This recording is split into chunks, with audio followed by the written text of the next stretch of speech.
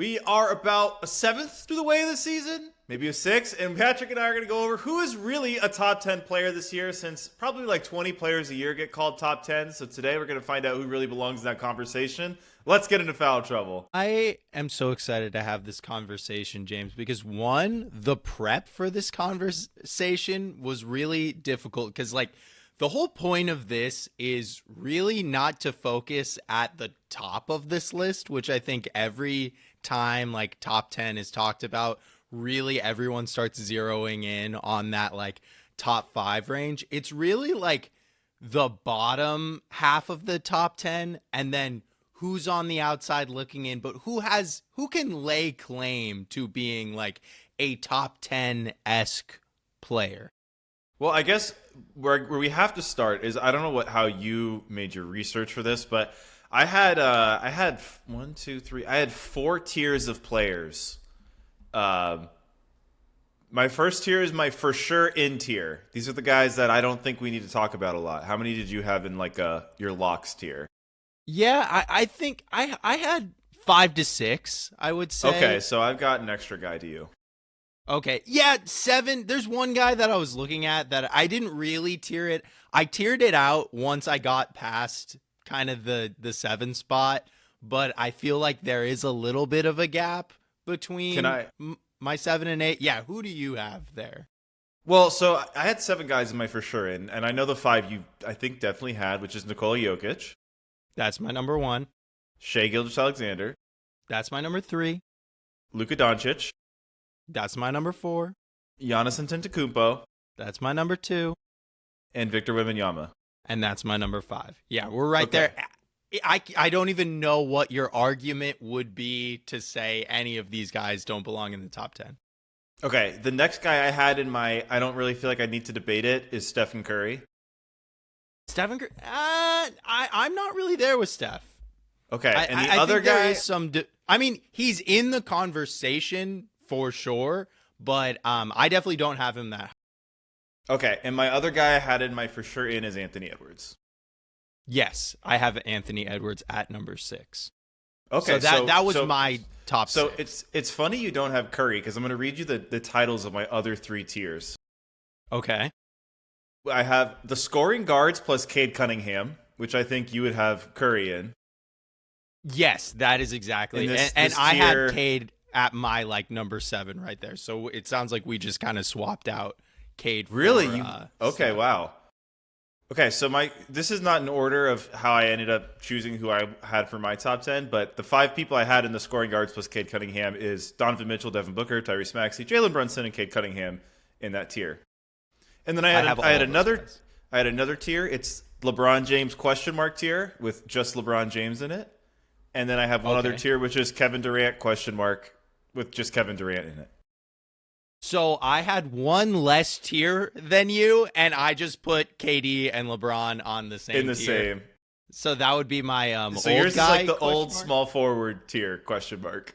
Exactly. And I will say it really fucked with me not having any data from this year to judge LeBron on, because you didn't have the Utah game? I mean, yes, we had the Utah game, but that's it. And I feel like, especially once you get into the 40, late 30s, 40-year-old range, we're just marching towards this, there's going to be a drop-off, I think, but I don't know how that drop-off manifests, what skills it affects for LeBron, and how that, affects him being, one of these top tier players. But yes. Why don't we hit on Curry first? Because you basically so the 6 guys we agreed no matter what are Jokic, Shai, Luka, Giannis, Wemby, and Edwards. I had Steph in my for sure in. You had him not. So let's talk about Steph first. Let's go through him.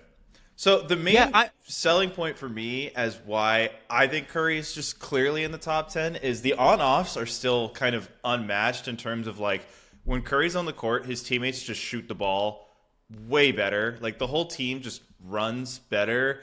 He himself, it's not just effect on the team. He himself is, averaging what is he averaging? Like 28 points a game this year. He's 10th in scoring right now.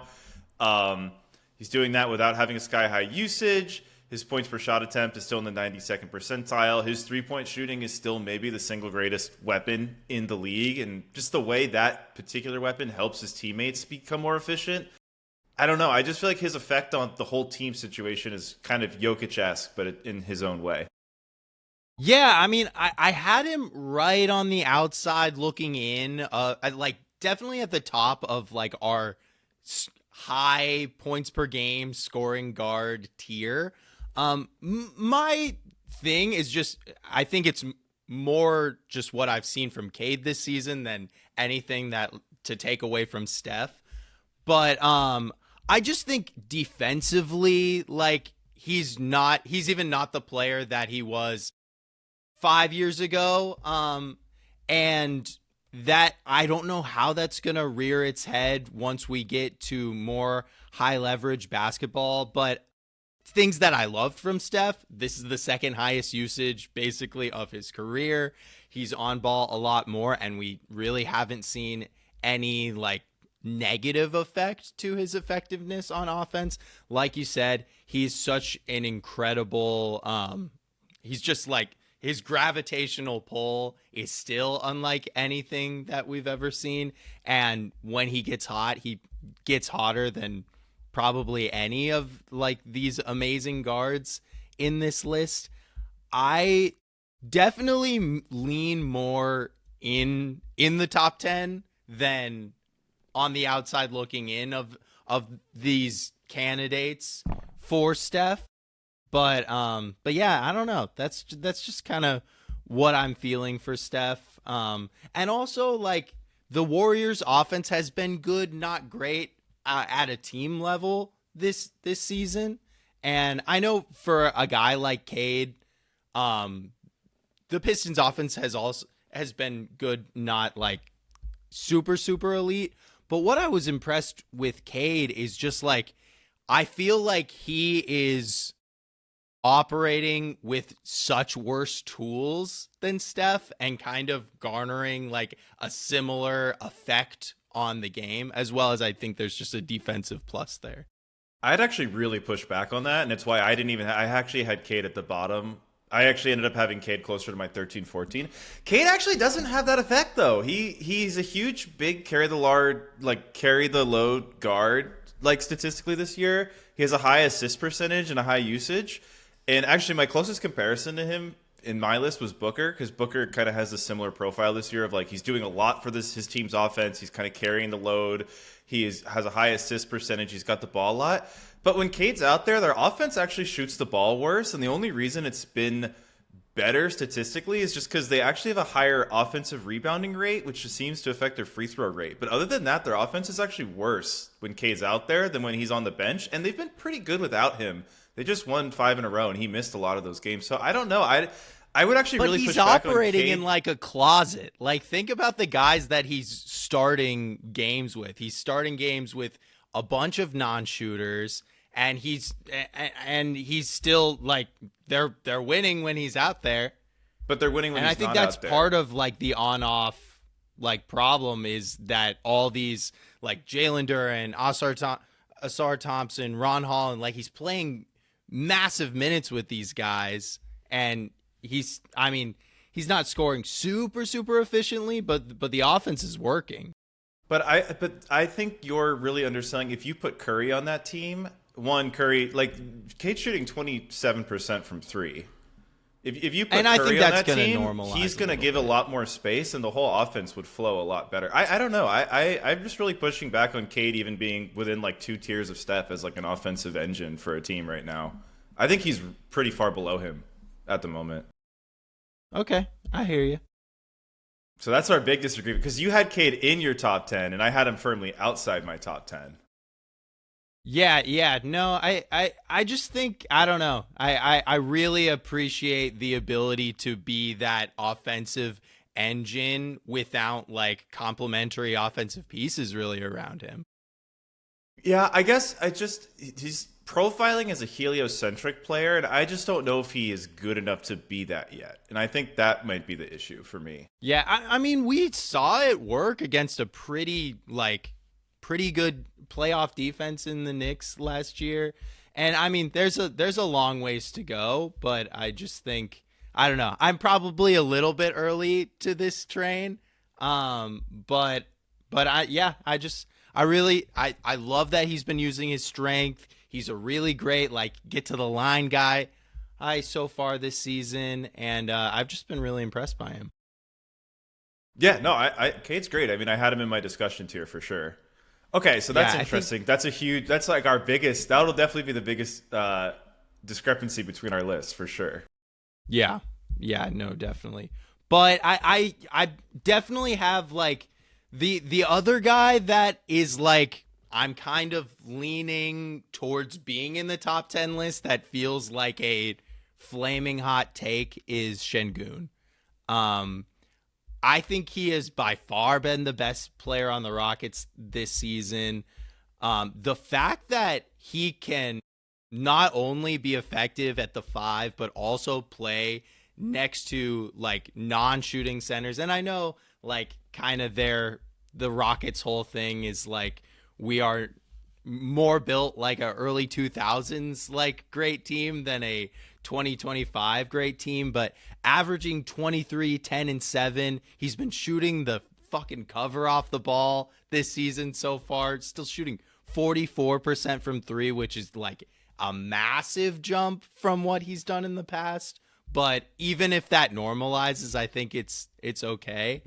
And the Rockets are just, like, playing through him, and that added value of just, like, doing it all from the center position, I think kind of makes me want to put him at my 9 spot, right underneath Cade and Steph, but above all those other scoring guards. Wow, okay.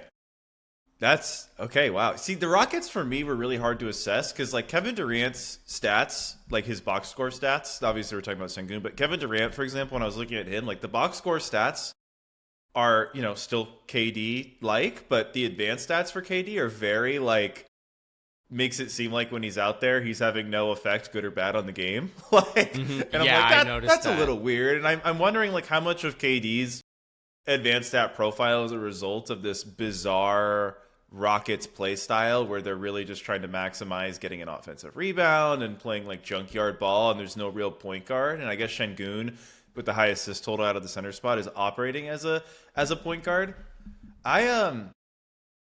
Okay, so I actually had another guy ahead of Şengün that I think is an interesting one to talk about. Who'd you have? And I had Donovan Mitchell. Okay. Yeah, I have Donovan Mitchell right there in that conversation as well. Lay out the Donovan Mitchell case. Okay, so of the scoring guards plus Cade Cunningham, I think he's still the best of the tier. He's just a completely dominant scorer. One of my bullet points I wrote, just volume, efficiency, threes. He's taking like 9 or 10 threes a game, shooting around 40%, completely lethal, shooting off screens. Teams have to play up on him. It gives so much space to his bigs. I think Donovan Mitchell is the reason why their weird double big lineups work. Like, it's just ability to just launch threes at high efficiency just makes lineups work. And that's why, not to go back to Cade, but I just think if you put Donovan Mitchell on that team, like, it'll just work a lot smoother. The Cavs shoot about 7% effective field goal percentage, which is 96th percentile better when he's on the court. Plus, the team's free throw rate skyrockets when he's on the court.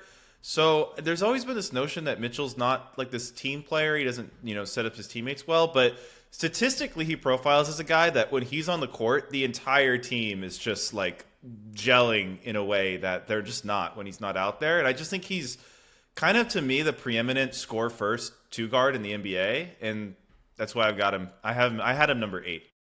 Yeah, I mean, his offensive on-off numbers are absolutely insane. The Cavaliers are, like, you got to think about the Cavaliers first before you say this.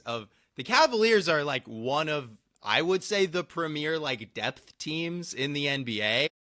And I know they haven't been 100% healthy this season, but they're one of the most expensive teams in the NBA. They have a lot of different, like, just styles they can play. ways to turn. And when Donovan Mitchell is on the court this season, they are 11 points better offensively than when he's off, which, like, just to your point, we don't really see like that level of like carry on offense from really any of these superstars other than the ones at like the tippity top, like the Giannis's and the Nikola Jokic's. And so, yeah, what Donovan Mitchell, I'm so there with you. Like, as much as it hurts me as like a Booker stan, I do think there's like a little bit of a gap right there, just because he's so like, he doesn't give a fuck. Like he's going to throw it up. He's not going to be bashful about getting his offense. And in doing that, I think he just empowers his team to play much more efficiently and better on offense. Yeah, I feel like he and the another guy I had, Tyrese Maxey, have that Steph Curry effect where you're just launching 10 threes a game and shooting nearly 40% on them, and it just opens up so much for everyone else. I mean, Maxey's another guy. It's like, it's kind of hard because obviously Donovan Mitchell has the years of being a guy we're having in this discussion of being between like 8 and 12, right? And Maxey, we've kind of usually had closer to like 20 to 30. But this year, Tyrese Maxey is averaging 32 points and 8 assists a game. Yeah. Like, holy shit. Crazy. He's also and it's not dynamo. A naked team. Like the Sixers have other options as well. He's just been that like prolific and efficient. This is a crazy one. The team's free throw rate goes up 10% when Maxey's out there. So one out of every 10 possessions, the Sixers get free throws more than when he's not out there. Like the Maxey's effect on the Sixers offense is in this Donovan Mitchell. So that's where I'm having a hard time with this, because when I was doing my scoring guards tier, we're kind of jumping all over the place. Jalen Brunson was like, to me, like, oh, there's not a lot here, but I think Brunson's playing on a much more loaded team, and they're finally playing a more egalitarian offense. So it's made it, for me, really difficult to parse between these guys like Maxey and Mitchell versus Brunson. Like, how do you feel about Brunson? I haven't heard you say his name yet. Yeah, I mean, I love Brunson, and I kind of feel like the whole argument, the tough thing with Brunson is like, I definitely feel like Brunson is like, defensively, Brunson is probably more on that like Mitchell area than obviously like that Ant or like even Cade area. I even think Maxey is probably like a little bit better on defense than Brunson. The whole argument for even Book, I would say, is like has the edge there defensively. The thing with Brunson, I think the whole argument, if you want to put him in the top 10, is pretty much just like what we've seen him do in the playoffs. You can't really point to this season alone with Brunson. One, because, you know, he hasn't been healthy this entire like short start to the season. But two, he's just been like so effective like in the playoffs. Not that these other guys haven't been, but it's just translated into winning more than the other players have. I wonder if like Brunson can crank up the free throw attempts in a way that we've seen him do in the past. I think that's a way to like push him maybe over that top 10 edge.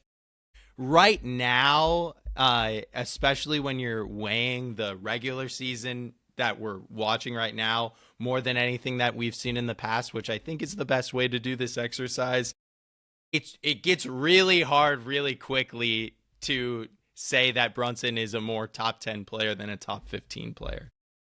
Yeah, I mean, the only thing that's giving me pause, though, is if we're going strictly off the first, 10, 12 games of this year, right? Like, you could say Edwards doesn't have a case. Just the statistical profile in terms of his output isn't there. Now, Edwards, for me, first bullet point is ultimate stats don't always qualify how good a guy is. Timberwolves are 8-3 with Edwards. I think he's only had a negative plus. Yeah, he's only had a negative plus minus in 2 games the whole year. The Timberwolves just outscore the other teams when Edwards is there. And Edwards was in my for sure interior. I'm not going to argue against him. But that's what makes this so difficult, is because if we're going strictly off the season, it feels like there's a gap between Maxey and Brunson. But I don't know if there is. Yeah, and that's why I'm saying like it's more of like a weighing it more heavily, but it's not the whole picture. The other thing I will say about Ant is I think personnel-wise on the Timberwolves so far this season, I feel like this needs to be said. I think he has it doesn't really show in the stats, but I think he has taken a more active role in really like powering the offense, taking up more of that Mike Conley Jr. role and filling in where needed. So I think that's a thing to like keep our eye on, especially how that plays out in the playoffs when the Timberwolves get there. But I mean, also the defensive side of the ball, he can crank it up to a level that none of these other guys can.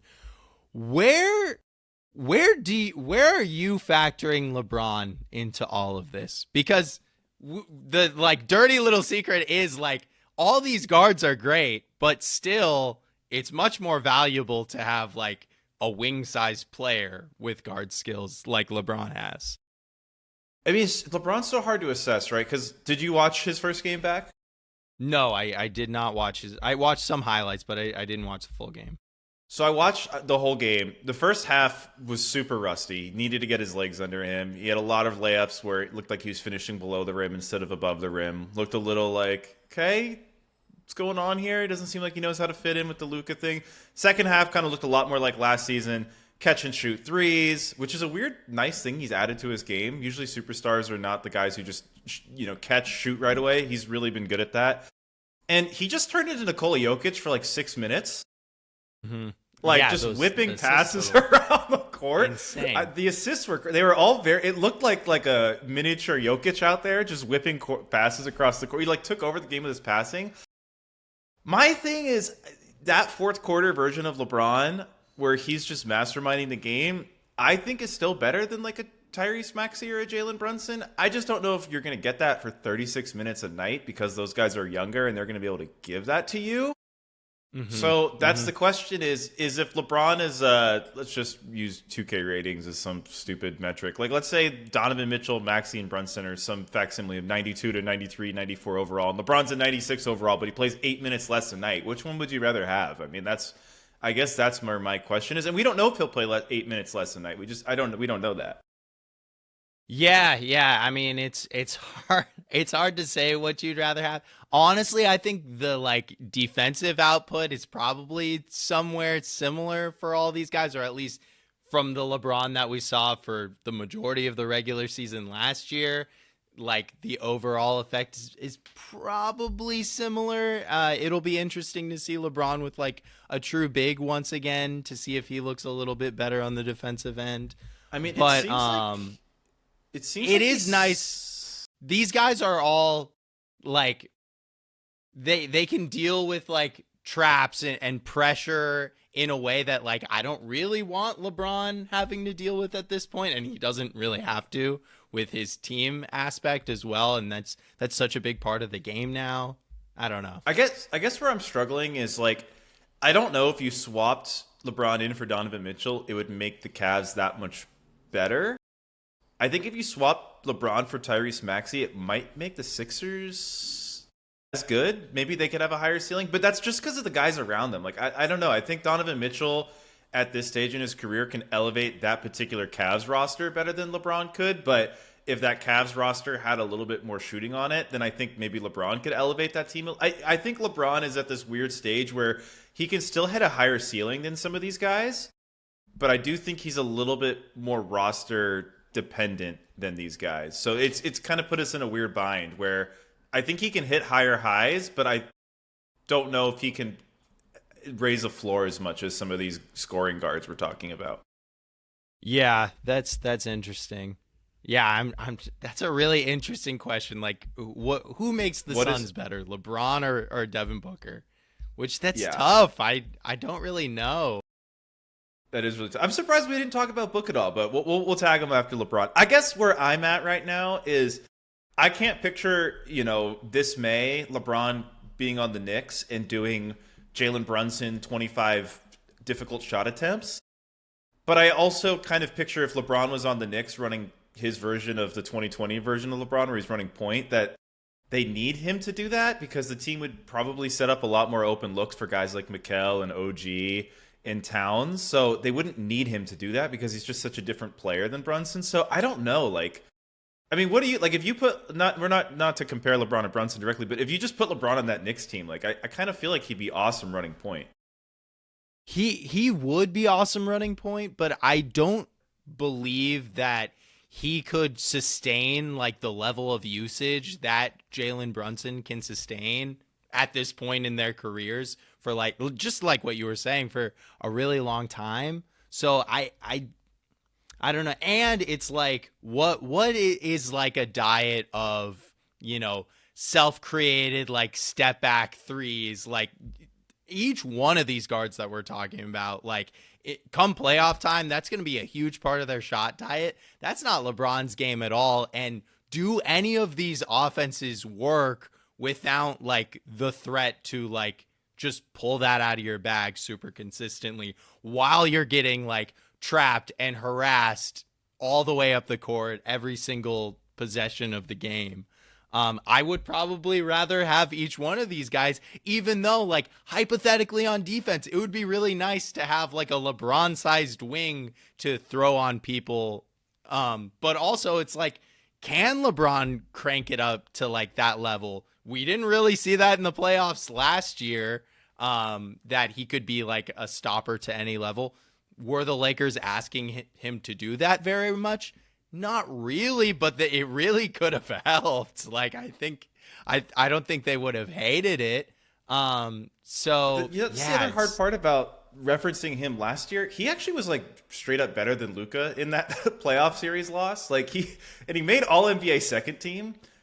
All right, here's some crazy LeBron stats. Patrick, in over half of LeBron's NBA seasons, he's had 22 of the full ones so far. He's had 100th percentile assist percentage. Yeah. And in all but 4 seasons, he was over 94th percentile in assist to usage percentage. Yeah, I mean, I guess my question is just like, I mean, he's the GOAT, but like, I guess my question is, based off the first game where it seems like he's going to try to be his version of like 2021 Chris Paul. Mm-hmm. Yes, like, dude, it's so funny you said that. I was thinking about this Lakers roster and I was like, they are just like the Suns. They remind me of the Suns right after they traded for KD, when they still had Chris Paul and they still had DA and they had Book and they had KD, because there's all this creation, there's all this like scoring around, but then like Chris was just like, okay, I guess I'm like passing every single time. And the downfall of that team was Chris couldn't deal with, I guess this was the 23 Suns. Chris couldn't deal with the pressure of like defenses anymore in the same way. But that was the team that like they could push the like prime Jokic Nuggets to 6 because like KD could go off for 40 in the same game that Book was going off for 40. Sorry, I was literally thinking about this. No, but so it's a really great comparison. And I think like the one weird thing, especially in that first half when he looked really rusty, was how like differential Reeves was to LeBron. And LeBron was definitely like, hey bro, you're averaging like 28. Like, can you just like, don't worry about me. Yeah, buddy.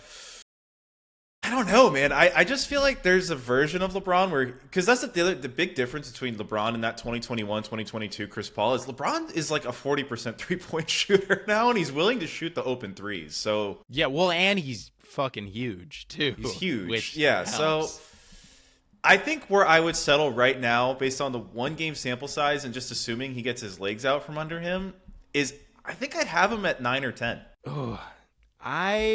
Or 11. I'd have him like between 9, 10, and 11. Like, I don't know. See, but so like, even if you like, I'll give you Cade, like, let's throw Cade out. I still just like, I don't think I would rather have him than Şengün right now, just because it's like bigs are so important in the league. Like, I think you can kind of play through him similarly of like what like an ideal LeBron scenario would be like. And then it's those 2 spots, like, would I rather have LeBron than Mitchell? Would I rather have LeBron than Brunson? I think I would probably have him like more in like the 13 range, but yeah, maybe 10 on the dot. It's tough. Do you want to talk about your guy Booker? I mean, I feel like he was a really interesting one for me. Yes, yeah. Tell me what you thought when you looked at Book, because I do think Book is kind of returning to his like prime Book state, but I would love to hear what you found in your analysis. Let me get his raw stats because a lot of times when I take my notes, I idiotically write down all my like thoughts and like more like team advanced stats with the guy on the court, and I like completely forget to get their raw stats. Yeah. Okay. So he's averaging Booker, 27, 4 rebounds, and just about 7 assists per game on 49, 34, 90 shooting. First off, Patrick, I thought you were a Booker stan. How are you going to undersell the scoring? He's at 27.8. We're going to round that up to 28. That's what I do when I see a stat line like that. That's true. There we go. I like that. Okay, so Booker is really weird because obviously the Suns are good. And I think they're good because like Booker I think they're good because Booker can hold a huge load. And the reason I said, like, to me he was the most comparable to Cade is they're both huge carry the load guys this year. Like, Booker's doing a lot out there. He's a really high assist percentage. He's at 31.6%. And I think I have similar thoughts to Cade where it's a little too heliocentric for who Booker is supposed to be, because there's not a lot of evidence that, like, guys are shooting worse with Booker on the court. And I know you said Cade plays in a closet and Booker maybe has more shooting around him, but I just feel like there's so much on Booker's plate, and it's kind of like what we were talking about with Edwards, where the best version of Edwards isn't him having to be the waiter. It's him getting to, I don't know, like he's the eater. And I think Booker's an eater, and I don't think it's really fair for us to dock Booker for being thrown in the waiter role. And sure, he's not doing it to the best situation ever, but like clearly he's good. Who did the Suns play the other day where Booker just completely took over a game? He still has that in him. Obviously, he's averaging 28. And I think if we're going to talk about like LeBron, like, oh, you know, if LeBron gets to be in this situation, I could have him as high as 7. If he's in this situation, he's as low as, 13 or whatever. I think if we're going to do that for LeBron and we're going to do that for all these guys, I think for Booker, I think Booker's not in a great situation for his skill set. And I think that's why it's kind of reflecting in his advanced stats as him not really helping the team. I just think if you put a more competent point guard next to him, it would spike all of those numbers up. And so for me, I kind of had Booker right there with like Brunson, to be honest. I just feel like if you put Booker on that Knicks team, like it'd still have the similar problem of like, okay, we still want to put a playmaker next to him. But I just feel like, I don't know.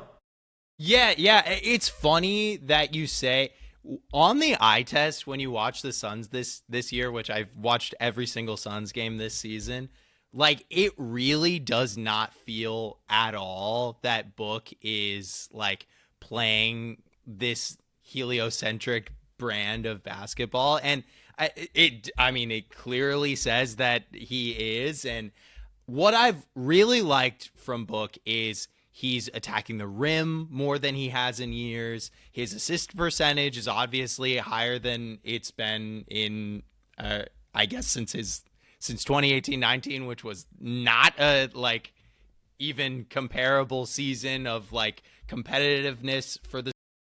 He's drawing more fouls than he has at nearly any time in his career. And I just think Book has been a really like steadying piece for this Suns offense at every point. And weirdly, like the Suns are way deeper than I thought they were going to be.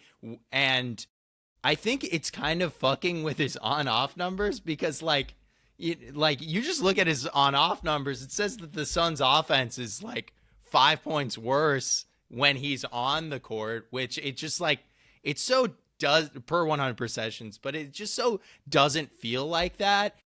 But I think he's really taken a leap from like being able to identify what is needed from him for any specific game. Like if Dylan Brooks is cooking, he is going to yield to that. And I think that's who Book always has been. If Grayson Allen is cooking, he's going to feed him. It is kind of like a weird kind of like baby, kind of the same thing that LeBron, we were talking about that LeBron is doing at this point in his career.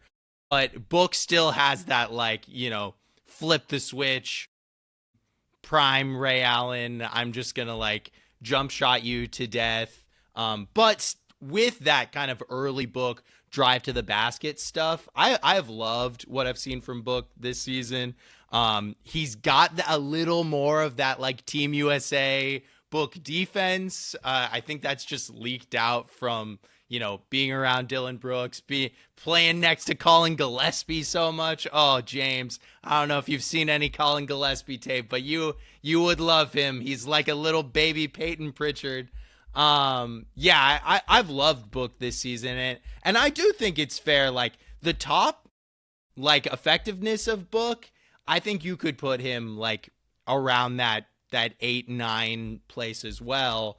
But it's just like you don't get those gaudy scoring numbers from Book that you get from a Donovan Mitchell, from even a Jalen Brunson, a Tyrese Maxey. I think Steph and Book are kind of comparable from a pure points per game sense, but obviously the way they, like, influence their offense is so different. So Book's right there. For me, what kept Booker out of my top 10, but, like, why I just feel like if Booker could just raise his volume of threes and his effectiveness, it would be a little better. I mean, I think sometimes we really overstate the difference between, like, 38% and 34% from three. Like, that means over the course of the year, if each guy's taking around 300 threes, like that means the guy shooting 38 is going to make 12 more the whole season. Like, so I do think, like, that's why I still wish Booker would just shoot the three ball more. That's been, like, the discussion his whole career. He's just, it's not, like, his favorite shot, so he's just not gonna do it all the time. And I think if he did, like, you got to think he'd be around, like, the Mitchell area, right? I think that's the thing. What we're seeing is the more you have a guy who's really ball dominant, the more important it is for them to be able to shoot the three themselves, so that teams have to kind of hedge on or blitz their pick and rolls to really open up the roll man. It's kind of like the sauce behind, like, the Green Curry pick and roll. That's the one thing that's missing for Book. If he had that, I'd have him right there with Mitchell, like, tied basically. Yeah. And without it, like, I think it's fair to put Mitchell above him right now. Yeah. And Ant for that matter. That dude, he, whatever you want to say, like, he puts up threes and he helps his team's offense a lot. It's funny that we were talking about, because Ant, I don't know if you saw, but Ant, I think last time I saw you in person, you were like, Ant shooting like 52% on threes this season. Patrick, he shot like 3 of like 28 in the last, like, so Ant's having his coldest stretch of the year. I mean, that's going to bounce back. Ant was like a high vol. He led the league in threes last year on great efficiency. So that's going to bounce back, but it's just really funny how it ebbs and flows. I mean, we're still dealing with small sample sizes this early in the year. Totally. Yeah. And now that we said that Şengün is shooting 44%, he's going to miss, like, all of his threes for the next, like, 9 games. Okay, can we talk about a guy I don't have in the top 10, but I just kind of want to understand where you kind of have him in general, just because this is a guy you will hear on every broadcast. He's a top 10 player, and that's Kevin Durant. Yeah, I had KD pretty much at the back of this group. He honestly, he's kind of my like last player out, or last player in the discussion. So I guess I have him around, like, the 9, 10, 11, 12, 13, 14, 15, 16. Like, I think I would probably place him there.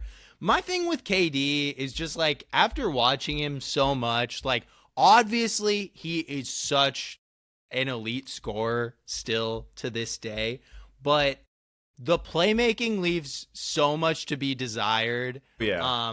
I think his, like, man-on-man defense is a little bit overrated, and his, like, second side defense is a little bit overrated. Like, he doesn't always, like, at this point in his career, he just, like, doesn't get up for it in the same way that he did in his younger years. And I think he is in the perfect scenario right now to thrive in Houston, because he doesn't really have to do any of that stuff other than put the ball in the basket. But I think he's kind of one-dimensional in that way, in a way that none of the guys that we've talked about are. Yeah, so Durant this year he's 26th percentile in turnover percentage, and this has kind of been my big gripe with Kevin Durant kind of ever since he kind of left the Warriors was like I feel like the whole thing with KD is everyone's like no one has his handle at his size. And it's been like 8 years since there's any evidence his handle is some elite handle that lets him get to the rim or do it. Like, I feel like a lot of his shot creation is purely just shooting ability and height. And it's a lot less of like, I feel like I've been a lot lower on KD than like the consensus for like, since like, for like, I think since like 2017 now. But I almost wonder now if this Rocket situation is making him quote unquote look worse than he probably actually is in terms of his impact. Yeah, I mean, he's just not like as important, or he's not like as crucial to their winning formula as he was in Phoenix, as he was in Brooklyn. Like in Brooklyn and Phoenix, like he had to cook, he had to be like one of the top 5 best defensive players on their team for either one of those franchises to win games with KD, and it's just not the case. Like they're asking a lot less from him in Houston. It's funny that you say that, like the tall guys dribbling, like it's super, super impressive. But when you said that, it immediately made me think of Wemby.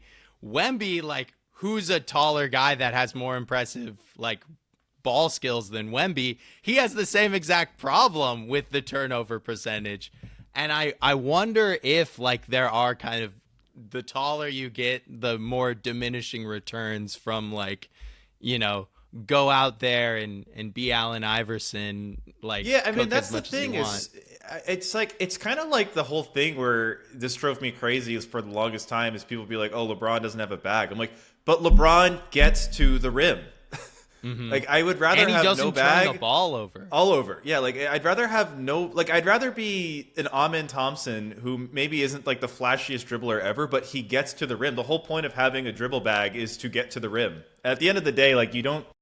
Anytime you have the ball and there's space, your goal is to get to the rim. It's not to create a mid-range jump shot. So... I don't know. It is interesting. So I guess, Patrick, how do you want to wrap this discussion up? Because I feel like I have less clarity now other than adding Donovan Mitchell surely in, because I just don't know what to do with Maxey, Brunson, Sengun, LeBron. Well, those are like the 4 guys I need to occupy like 2 spots so I don't know what to do with those guys. I think we did answer our question, my initial question of who is in the top 10 discussion and who is not in the top 10 discussion. So let me just go down the list. We've got Jokic, Giannis, SGA, Luka, Wemby, Ant. 100% in the top 10 discussion. Then we've got Steph, Cade, Şengün, Mitchell, Brunson, Book, Maxey, LeBron, and KD. All those guys are in the top 10 discussion. Am I right? So then who did you have any other players in the top 10 discussion that I didn't just name? No, I didn't. I mean, no, I didn't. I mean, there's some guys that are, I think, like, top 10 scorers would be a really fun discussion, just pure bucket getters. This year is, like, the scoring is off the chart this year. There's 6 guys averaging over 30 right now, including Lauri Markkanen. Yeah, hey, that guy. You mean Lauri, Dirk Nowitzki can. But that's really interesting that we came to the same 16 guys that are in the conversation for top 10. Can I ask you one question? Because I already pushed back on Cade. Mm-hmm. I want to understand how, as a Suns fan, you arrived at Cade over Booker. Because he gets to the foul line more, he gets to the rim more, and I think he's a better defender than Booker. I just feel like Booker's such a better scorer than Cade right now.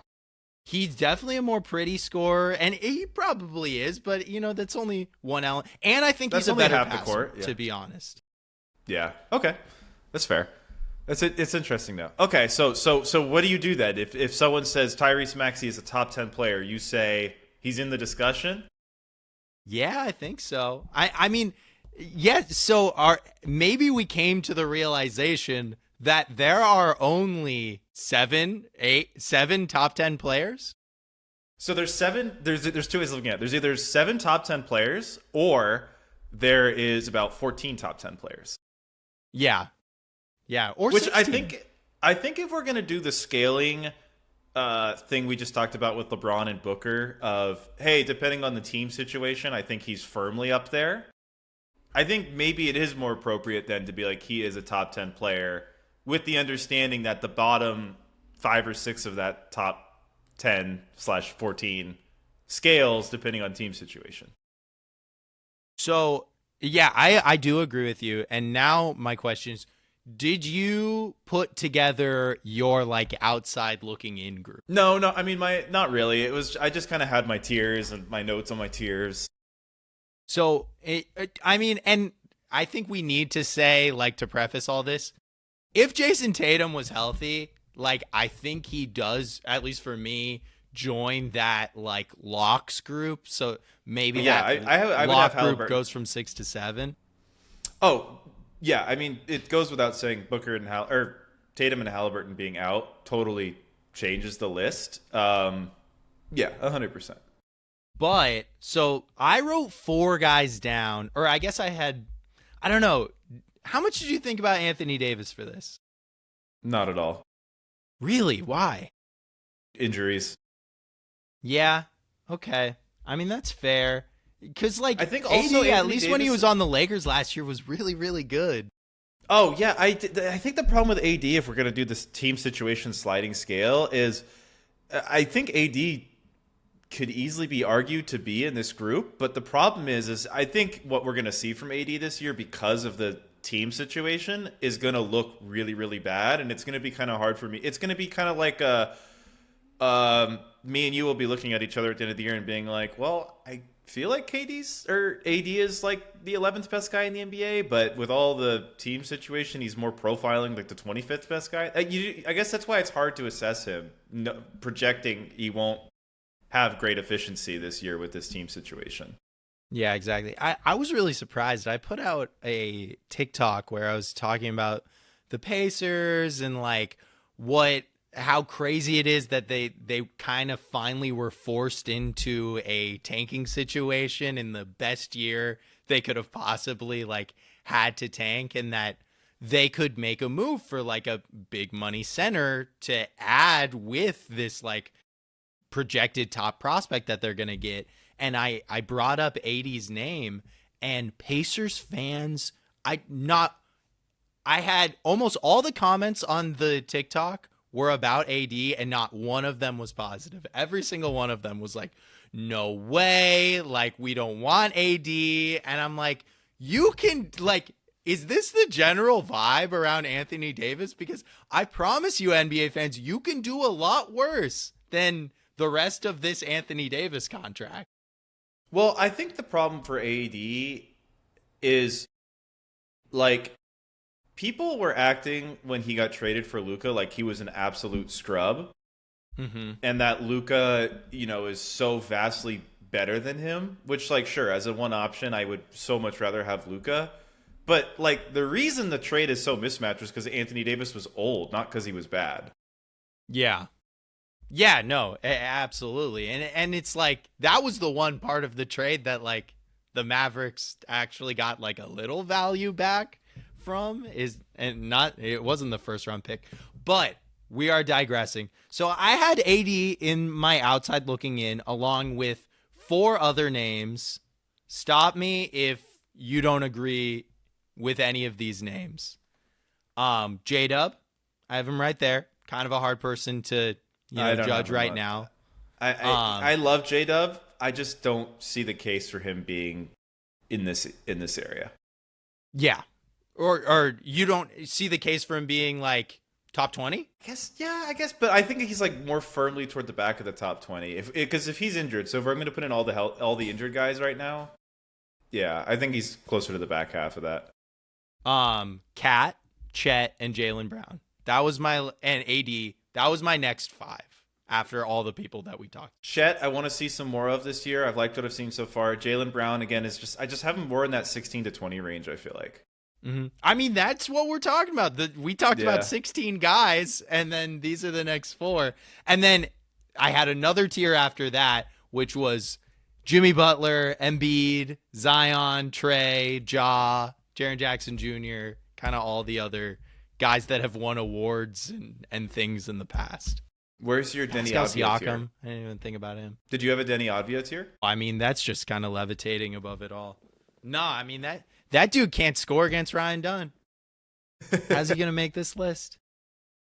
I don't know. I guess it's just the 20s are hard, right? Because there's a guy like Paulo Banchero where I'm just like, I feel like he's kind of forgotten, and he's another one of those guys where I'm just like, if we just swapped him and Jimmy Butler, would he just pop? Yeah, maybe. Not that the Warriors would be that much better, because I think really highly of Jimmy, but just like, would he himself just start looking so much better if he was on that team? Yeah, Lowry, another guy we didn't talk about. De'Aaron Fox, we didn't talk about. The one thing I will say about Paulo, not to give him a pass, because I kind of don't like when it's like the guy who can't shoot really well but is good is on a team of non-shooters, and we're like, it's not his fault he's on a team of non-shooters. It's like, he is also one of the non-shooters. You have to factor that in. Yes, I think sometimes yes, as like basketball fans, we kind of overly give guys like that a pass when it's like they're also contributing to the problem. Yeah, that's when you put it like that, James, it sounds pretty funny. Yeah. Who even knows about, guys like Josh Giddey, or, there's a bunch of guys coming on this season that, like, maybe by the end of the year, Lauri Markkanen, like you said, Denny, Jamal Murray, we didn't even say, like, in any given playoffs, Jamal Murray can look like he's firmly in that group of guards that we were discussing, and he's probably had the best start to a season that he's had in his career this year, but. Anything else you want to hit on before we go? I've got a couple. Oh, no, I got nothing. What are you thinking? All right, Toronto Raptors 9-1 in their last 10. We talked a lot of shit about the Raptors a week or two ago, and they've been pretty awesome. They've had a fairly easy stretch of games, I will say that, but they've been awesome. Yes, no, I didn't want to bring this up, but yeah, like super egalitarian offense. Brandon Ingram looks like prime Brandon Ingram right now, which I don't even know what that means. But just like a super deep team in a super weird conference, and I don't know, it's looking like they could make a push for a guaranteed playoff spot. Next up, my Atlanta Hawks. Last time we talked about them around the same time, we kind of wrote them off with the Trae injury, and they've been a lot better without Trae Young. So I guess my question, Patrick, is, are my Hawks back on the table? Yeah, I mean, I watched them 2 games ago against the Suns, and I don't know how, like, sustainable it is. You got Onyeka Okongwu shooting 40% from 3 on, like, 5 attempts a game. Jason Daniels, like, he's awesome, but, like, where he's been a little hotter recently. The thing I'm looking at is, like, can Jalen Johnson continue to be this Jalen Johnson and not the one that kind of, like, floats in and out a little bit more when he's surrounded by Trae Young and Kristaps Porzingis. But I still think, like, the Hawks ceiling with Trae Young is a lot higher. And their defensive pieces, the reason why you liked them initially, it's all there. It's like, you guys have the personnel to be successful with Trae Young. Even if he is this traffic cone, you just got to make it work. So I got to say, I do believe in the Hawks more than I did last time we recorded. Yeah, and then another quick few. Blink twice and you don't realize the standings. The Bucks are in 11th place. Yeah, this is what I was worried about with the Bucks, unfortunately, and now they're going to be without Giannis for, like, at least a week, which, it gets dark early out here.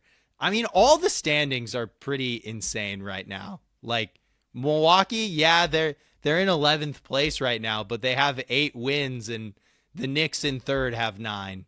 So if you get Giannis back quick, maybe you can get frisky, but I still smell that smell, James. I still smell that moving truck driving up to the Fiserv Forum. I don't know about you. Yeah. All right, one more thing I want to flag. Just the Cavs. I know we gawked about how good Mitchell is, and I know they've had injuries, but I have this, like, gut lingering sense that this is not the same Cleveland team from the last 2 years, even when they're healthy. I don't know what it is. There's just this, I don't know if it's like a fatigue thing where it's kind of been the same thing for like 2.5, 3 years where they've been so, I don't know. I don't know what it is. I think partially it's because they have been completely without Darius Garland so far this season. And he's as good as Donovan Mitchell is. I think he does have a little bit of Devin Booker to him and why I say that is just like, he's better with a point guard. He's better with a true point guard. Darius Garland, at least offensively, is kind of perfect for that. And like, you can struggle to get 30 points per game, or you can like walk into 30 points per game. And that is kind of like what I think the difference between the Cavs with Darius Garland and the Cavs without Darius Garland. He just makes everything easier for them on offense.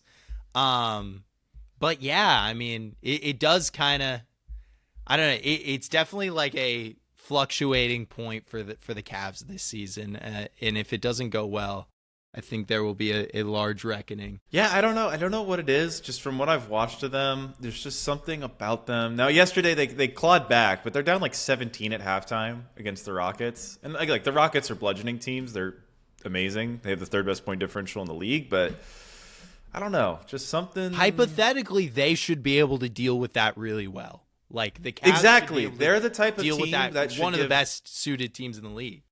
Yeah, like Rockets don't have a lot of guard. I mean, I guess they're throwing Ahmed on Mitchell when there's no Garland to alleviate it. That really hurts them. But yeah, they just seem like a team that should be like Houston should not dominate. And now, granted, the game ended up being closer than that, but still, I don't know. There's something about there's like a malaise. I think the next 2 weeks will be interesting. All right, that's all I got. All right, well that's all I got as well. How are we running? Oh, right around that hour mark. Do you want to do hot streak shooting slump? Well, I'll do hot streak shooting slump. Okay, hot streak shooting slump coming back for the third season. The part of the episode where we talk about our last 7 days and decide if we are on a hot streak or we are on a shooting slump. James, the people are dying to know. Are you on a hot streak or are you on a shooting slump? I'm on a slump, and I wish I had a great story to go along with my slump, but the slump is really just like bad sleep, consistently bad sleep. Even when I'm getting enough hours, I'm waking up tired. I don't know what it is. Interesting. Wait, are you like rolling around in bed awake, or no? I'm going to bed and I wake up and I just feel not good. But a little slumpy too. My girlfriend had never seen Breaking Bad, so we just wrapped that up in the last week, and now we're both kind of in this like, damn, I wish there was more, because we've already watched Better Call Saul. So all we have is El Camino, and we were gonna watch it, and I was like, it's a little too dark and heavy. I don't really want to be really sad, because the end of Breaking Bad, I don't want to spoil it, because I mean, it's an old show now, but it's sad, it's heavy, it's like it's a dark show, especially at the very end. So I don't know. I was like, I kind of need something cheerful in my life. Maybe that's what it is. I'm like missing this dark, depraved universe. Yeah. Oh, well, I for a second I thought you said I'm missing this dart depraved universe. Oh, yeah. That's got to be part of it too. All of your fun puppies Giants, on the Giants were out last week. I actually have overwhelming Giants optimism. Because this is like a discussion on Giants. There's like this weird debate on the Giants threads right now where there's like the doomers who are like, we're the same team every year, which I was last year. But then there's also people like me this year who are like, if this year's Giants played last year's Giants, they'd win by 40. And I just kind of feel really good about next year because like this year's Giants team would mop the floor with last year's Giants team. So I don't know. I've got a lot of like Giants. I always thought it was going to be next year, and I feel even better about that. So I'm kind of happy with how things are going. Yeah, I mean, I think you should totally be happy about the Giants. I mean, they've been so much fun to watch. Yeah, they're good. I think it's hard to overstate because teams obviously they have like 2 wins, so they're still shit. But they're averaging like 7 more points a game this year than last year. Like that's a whole touchdown per game better. Like it's hard to overstate how much more competent this year's team is than last year's. And you see it on the defensive side too. Like you can just like. When you watch them, you can tell like what they're gonna be in, 2-3 years, like assuming like relative health. And then that coupled with like your Troy Aikman, Emmett Smith, Michael Irvin of Neighbors, Dart, and Scattaboo, which like does it get more fun from like a personality standpoint? I don't think so. I gotta be honest, I haven't really talked to you about it, but I've been kind of like a little Giants fanboy this season. They're fun. I think next year and that's the other thing too. This year's Giants have played a gauntlet of a schedule. We've played like only the best teams in the NFL, and we're playing them all pretty tight. Like I think that's the thing. Last year we were not playing the best teams and we were getting blown out. This year we're playing the best teams and playing them. I don't know. I'm excited. I'm nervous about Scattaboo ever being able to really be the same guy after that injury, and then. I feel like we're seeing a huge trend of second-year quarterbacks take a huge step back, so I'm definitely worried about that with Dart, but we'll see what happens. Yeah. Hey, if any guy can grit through that injury, I think it's Scattaboo. Yeah. I gotta say I'm on a hot streak. Let's go. I got a promotion at work, which was cool. And then I just, I have really, really enjoyed watching the Suns recently. I had kind of a just really degenerate weekend last weekend where I was I drank Friday, Saturday, and Sunday, which haven't done a lot recently, but it was very fun. It's been raining in LA recently, and my buddy, it was his birthday, and he came over and we just decided to like walk to the like 2-3 closest bars to me, and it felt like we were in New York. We had like umbrellas up, just walking from place to place, which was very fun celebrating him. What else? I went and saw my parents in Huntington Beach. That was fun. We were just like drinking, watching football on Sunday. We played Scrabble. Are you a big Scrabble guy? I love Scrabble. I love it on the board. I don't like the virtual as much. I love it on the board. Yeah, no, I'm with you. But my family is a huge Scrabble family, and such a big Scrabble family that we have graduated to Super Scrabble, which is like a board that is like twice as big, and instead of just like the classic, like I think like a triple word score is like the best you can get on a normal Scrabble board, there's like a quadruple score and more triples. So like we're just putting up like crazy inflated numbers, but like the game goes on longer. And me and my fiance, we were a team, and we ended up we kind of dominated the Scrabble board on Sunday, which was fun. So Patrick, I have actually played Scrabble twice with NBA last names only. That's tough. So now with the Super Scrabble board, there's more space. So which name do you think is worth the most points? Because I already know the answer. Oh, last name. So we're talking all time. Let's say active players. Okay. And it's on the Super Scrabble board where there's more space. Well, I mean, initially I think your brain's got to go straight to Giannis, but he's got a lot of vowels in there, which is like that's just 1 point each. And now let me look at these teams. Can I? So Wembanyama, maybe? It's not Wembanyama. Can you give me a hint? He was in our for sure top 10. Was in our for sure top 10. Oh, is it Shai Gilgeous-Alexander? You can't do Gilgeous-Alexander without hitting multiple bonus multipliers, and there's an X. And it's so long. Yeah, that's awesome. That 8-point X, you love to hit it. Yeah. Well, so when I did it, his name doesn't fit on an actual Scrabble board. So back then, Giannis was worth more because it actually fit. But if you could fit Gilgeous-Alexander, it becomes the most points for sure. Wow. What about what's his cousin's name? Alexander Walker. Alexander Walker. No X. Shoving out a W for an X is not going to get it done. No, that's not going to get it done. Well, I gotta jump into one of these NBA last name Scrabble games sometime. Yeah, I think that's a good place to end it. Yeah. All right. Thank you guys for listening. We'll be back next week talking about I don't know if you have any any questions, anything that you want us to talk about, leave it in the comments. Please subscribe anywhere that you listen. And that's all for this week. Yep. Talk to you guys later. Peace.